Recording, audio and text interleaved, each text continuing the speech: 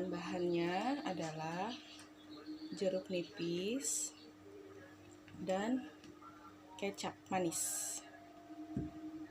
Caranya, jeruk nipis kita cuci, lalu kita belah dan kita peras, masukkan ke dalam seperti ini. gelas seperti ini.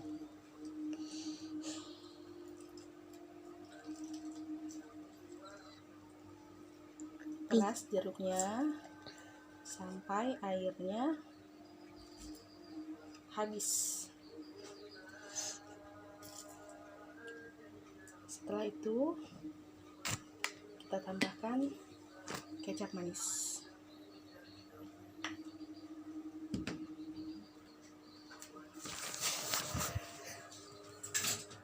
Kita aduk-aduk.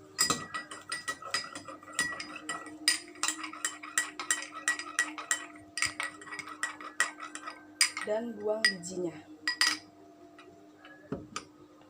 Obat batuk alami siap diminum. Terima kasih. Assalamualaikum warahmatullahi wabarakatuh.